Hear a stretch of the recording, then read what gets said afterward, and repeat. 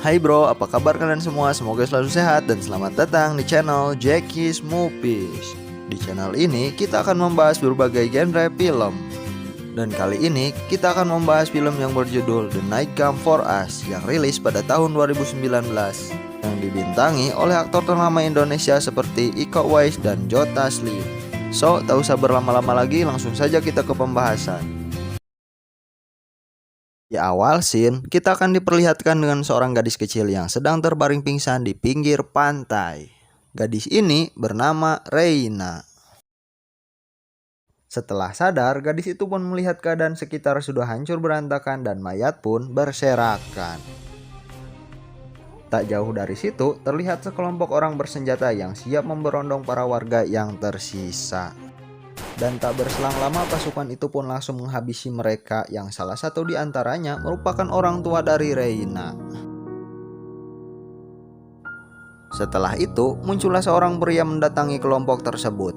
Pria ini bernama Ito. Dan langsung saja si Botang menyerahkan senjatanya kepada Ito yang akan dipakainya untuk menghabisi gadis kecil itu. Tanpa pikir panjang, Ito pun langsung saja mengeksekusi gadis itu saat itu juga. Selanjutnya, scene berpindah pada seorang wanita yang sedang bobok-bobok cantik di kamarnya. Wanita ini bernama Shinta, nggak pakai Jojo. Tak lama, Shinta mendengar sesuatu seperti ada yang masuk ke rumahnya dan ia pun bergegas mengecek keadaan. Dan alangkah terkejutnya Shinta ketika mengetahui ada anak kecil sedang duduk manis di toiletnya. Padahal ia sendiri tidak mempunyai anak. Saat Shinta bertanya pada gadis itu, muncullah Ito yang ternyata Ito sama sekali tidak membunuh Reina, melainkan membawanya pulang. Dan inilah The Night Come For Us. Setelah Ito sadar, Shinta pun kemudian bertanya kepada Ito, siapakah anak kecil itu dan mengapa ia membawanya kemari. Namun Ito tidak mau memberitahu Shinta dengan alasan demi keselamatannya. Dan selanjutnya mereka pun kedatangan tamu yang merupakan sahabat Ito sendiri yang bernama Patih. Dan langsung saja mereka mengobrol sambil adu bako. Dalam percakapan itu, Patih pun kemudian bertanya kepada Ito mengapa ia kabur dari Triad setelah 3 tahun bergabung. Triad sendiri merupakan sebuah organisasi penyeludup narkoboy penghubung Asia Tenggara. Ito sendiri merupakan salah satu anggota geng yang bernama Sixis yang juga bagian daripada Triad. Dan yang seperti sudah kita lihat di scene awal, saat Ito akan menghabisi gadis kecil itu, ia merasa iba dan malah memutuskan untuk kabur dari geng itu dan membawanya pulang. Selanjutnya Ito pun meminta uang mereka kepada Patih yang akan dipakainya membuat paspor untuk dirinya dan anak kecil itu yang bertujuan untuk kabur dari negara itu. Tak berselang lama datanglah 2 orang pria bernama Wisnu dan Bobby. Wisnu adalah keponakan dari Patih yang sangat ngefans berat kepada Ito. Sementara Bobby adalah sahabat Ito dan Patih ketika masih satu kelompok. Selanjutnya, scene berpindah ke negara Makau di mana memperlihatkan seorang pria yang sedang duduk manis di sebuah bar. Pria ini bernama Aryan. Dan entah karena masalah apa, Aryan pun langsung saja mengajak duel orang-orang yang ada di situ.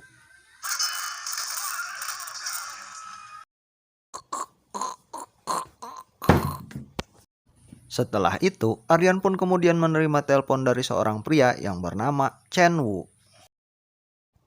Dan Chen Wu pun nampak sudah berada di tempat kejadian seperti yang sudah kita lihat di scene awal. Dalam percakapan itu, Chen Wu pun memberitahu Aryan bahwa Ito telah kabur dan membawa serta anak kecil itu. Dan Chen Wu pun langsung menyuruh Aryan untuk segera terbang ke Jakarta. Sesampainya di Jakarta, Aryan pun langsung menemui Chen Wu yang kemudian Chen Wu menugaskan Aryan untuk menangkap Ito. Selanjutnya, scene berpindah kepada Ito di mana ia dan Reina sedang melakukan sesi potret ditemani Patih dan Wisnu. Bagus om, bagus. Ya lanjutin, ngapain pelongo-pelongo. Setelah itu, Patih pun kemudian memberi Ito sisa senjata yang mereka miliki. Pakai aja toh buat jaga-jaga. Makasih. Tak berselang lama, Bobby pun mulai menceritakan salah satu mantan anggota gengnya yang bernama Johan. Johan sendiri merupakan seorang pemilik toko daging yang merangkap sebagai bandar narkoboy. Di situ Patih dan Bobby memberitahu Ito bahwa uang mereka telah disimpan oleh Johan dan menyuruh Ito untuk mengambilnya. Dan tak butuh waktu lama bagi Ito untuk segera menyambangi warung jagal Johan. Dan nampaknya Johan pun sedang asyik memotong daging bagong yang akan dijadikan dorongan nanti malam bersama teman-teman. Mantap! Johan.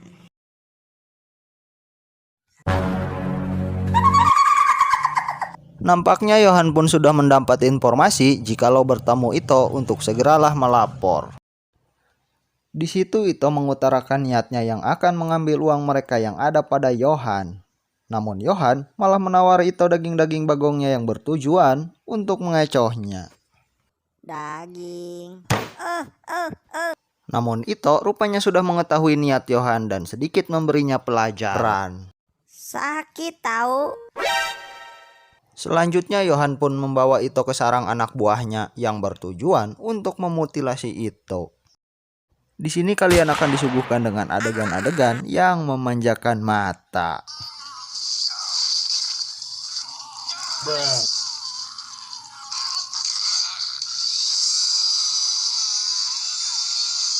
Dan mereka pun harus jadi teman dari daging-daging potong tersebut. Anjing. Johan pun tak tinggal diam dan malah berbalik menyerang Ito. Nampaknya Johan pun sedang menerima telepon dari seseorang dan melaporkan jikalau Ito berada di tempatnya. Dan dengan sedikit kecohan, Ito pun berhasil menembak kaki Johan yang membuatnya langsung terkapar. Setelah itu, Johan pun langsung menunjukkan di mana letak uang itu kepada Ito. Di situ Ito kemudian bertanya kepada Johan, siapakah yang menelponnya tadi. Namun bukannya menjawab, Johan justru malah tertawa terbahak-bahak. Secara tak sengaja, Johan pun kemudian memberitahu Ito bahwa dia telah mengirim anak buahnya ke tempat Patih dan Bobby dengan tujuan untuk menghabisi mereka. Tiba-tiba muncullah 3 orang bersenjata tepat di belakang Ito.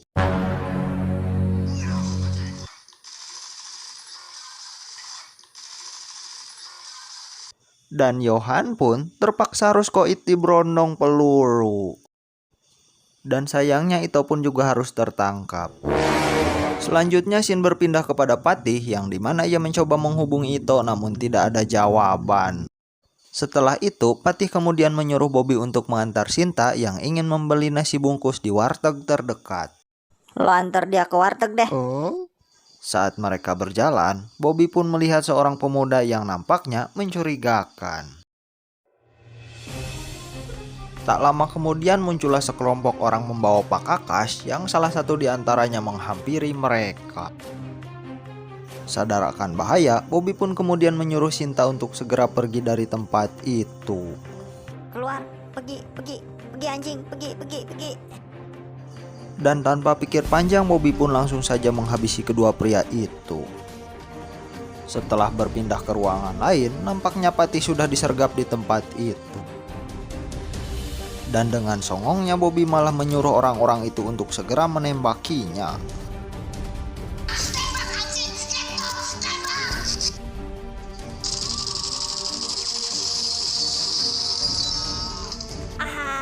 Dan Patih pun tak tinggal diam.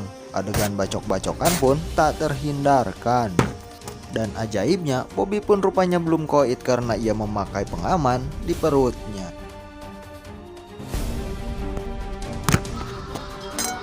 Mereka pun masih harus berjuang melawan para kelompok itu.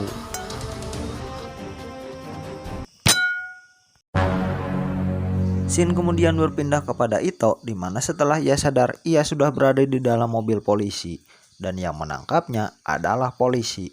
Dan apa alasan polisi menangkap Ito dan justru membunuh Johan, kita akan tahu nanti. Tak mau berlama-lama, langsung saja Ito menghabisi para polisi itu satu persatu. Adegan pun berpindah kepada Wisnu yang mana ia sedang mati-matian melindungi Reina. Namun sayangnya Wisnu harus terkena tusukan di bagian perut yang membuatnya sedikit meringis. Lembut sial. Kembali kepada Ito yang nampaknya masih belum selesai menghabisi para polisi korup itu. Anjir, tangan dipatahin, ngeri coy.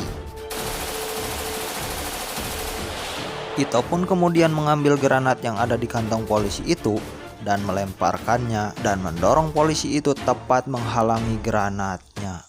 Pinter.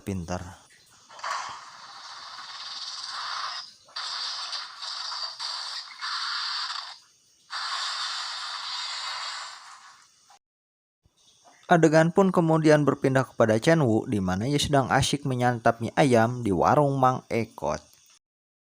Tak lama, ia pun menerima telepon dari seorang wanita yang merupakan anak buahnya yang bernama Ling Ling. Dalam percakapan itu, Ling Ling memberitahu Chen Wu bahwa ia telah berada di kediaman Patih dan Bobby. Tanpa banyak cincong, Chen Wu pun menyuruh Ling Ling untuk segera menghabisi mereka. Dan tidak sendirian, rupanya Ling Ling pun sudah ditemani para kolega-koleganya. Sebelum berangkat, Ling Ling pun melakukan ritual penjilatan kepada seorang temannya yang mana ia merupakan seorang lesbong.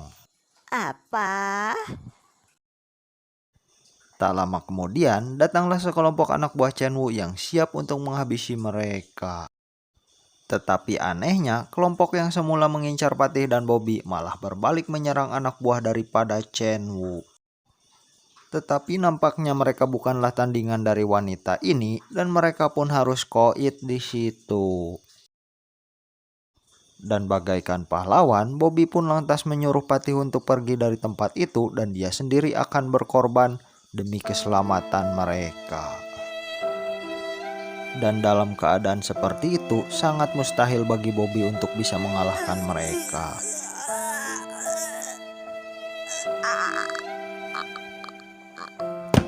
Dan Bobby pun wasted. Game over.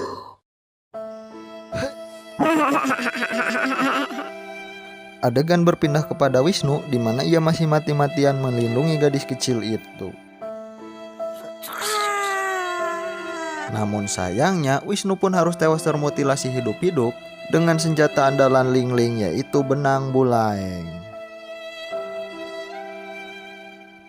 Tak berapa lama Patih pun datang dan menyaksikan keponakannya telah menjadi daging babat. Namun apalah daya, Patih pun hanya bisa menangis.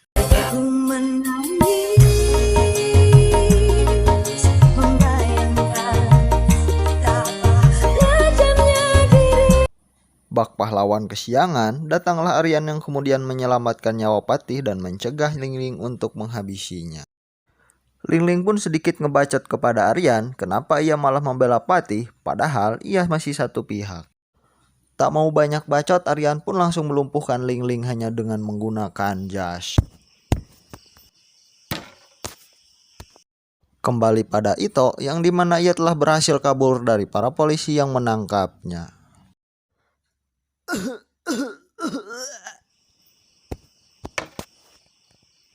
Setelah itu Aryan pun membawa Patih beserta anak kecil itu menuju parkiran. Patih pun kemudian menuduh Aryan bahwa ia orang yang telah membocorkan tempat persembunyian mereka kepada Chen Wu. Namun Aryan bukannya menjawab dan malah mengajak Patih untuk membuat grup baru. Hah? Grup baru? Grup arisan apa grup WhatsApp, Nying? Setelah itu, Patih pun membuang peluru dan mengusir Aryan dari tempat itu. Pergi anjing. Patih pun masuk ke mobil untuk segera pergi dari tempat itu.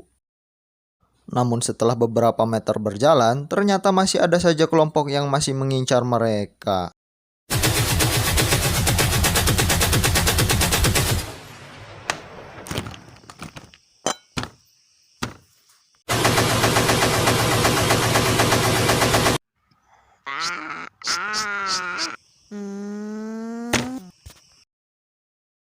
Dan mereka pun masih selamat.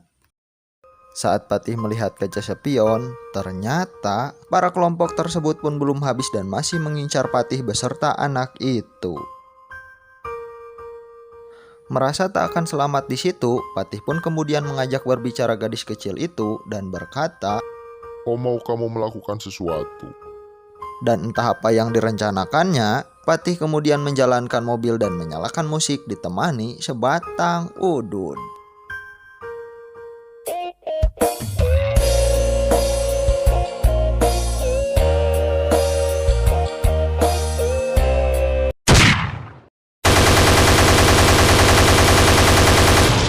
Dan Patih pun koit. Saat si Cungkring melihat keadaan, ternyata Reina sudah tidak ada di dalam mobil itu.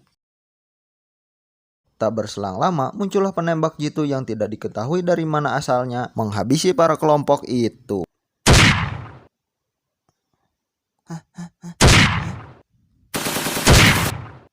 Dan terlihat dari kegelapan muncullah sesosok berhelm dan bukan merupakan Robocop atau Power Ranger, dia adalah The Operator.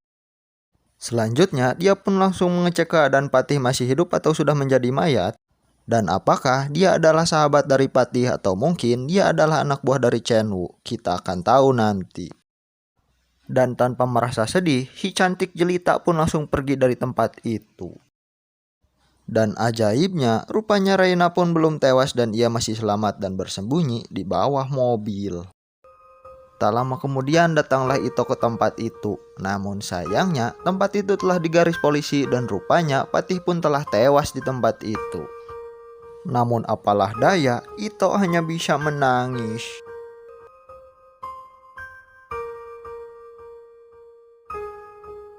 Tak berselang lama Rena pun datang dan menghampiri Ito. Dan tanpa pikir panjang, Ito pun langsung membawanya pergi dari tempat itu. Selanjutnya, Ito pun kemudian menelpon Sinta untuk menanyakan keberadaannya dan menjelaskan apa yang telah terjadi. Namun Sinta tak ingin terlibat terlalu jauh dalam masalah Ito yang bisa saja membahayakan dirinya. Dan tak ingin ambil pusing, Sinta pun kemudian membuang HP-nya dan lalu ia pergi menaiki kereta. Dasar cewek jahat, mau enaknya doang, gak mau dibawa susah. Dan mau tidak mau Ito pun harus menanggung deritanya sendiri dan membawa anak yang bukan anaknya sendiri. Setelah sampai di kos-kosan, Ito kemudian membuat jebakan Batman yang nantinya akan digunakan sebagai jaga-jaga yang dipasang di bawah pintu. Selanjutnya, Ito pun lanjut mengajak ngobrol Reina. Adegan pun berpindah kepada Aryan, di mana ia akan menghadap Chenwu. Nampaknya anak buah dari Chenwu pun masih merasa sewot kepada Aryan, lantaran Aryan sempat menghalangi mereka untuk menghabisi Patih. Namun Chenwu dapat mencegah anak buahnya yang ingin balas dendam kepada Aryan. Chenwu pun menanyakan kepada Aryan kenapa ia mencegah mereka untuk membunuh Patih, yang jelas-jelas itu adalah targetnya juga. Dan Aryan pun kemudian menjawab, Teman-teman gue semuanya sudah pada koit, bos. Kamu ingin aku menangkap Ito atau aku bunuh dia sekalian? Di situ, Chenwu menunjukkan foto-foto teman Aryan yang telah koit karena ulah dirinya. Chenwu pun kemudian merubah tugas Aryan dari yang semula menangkap Ito, sekarang harus membunuhnya. Dari sini kita sudah tahu, dalang dari semua ini bukanlah Asep Sunandar, melainkan Chenwu. Chenwu lah yang memberi informasi kepada Johan untuk menangkap Ito dan menyuruh anak buah Johan untuk datang ke tempat Patih dan menghabisi mereka. Dan Chenwu lah juga yang menyuruh para polisi korup itu untuk menangkap Ito.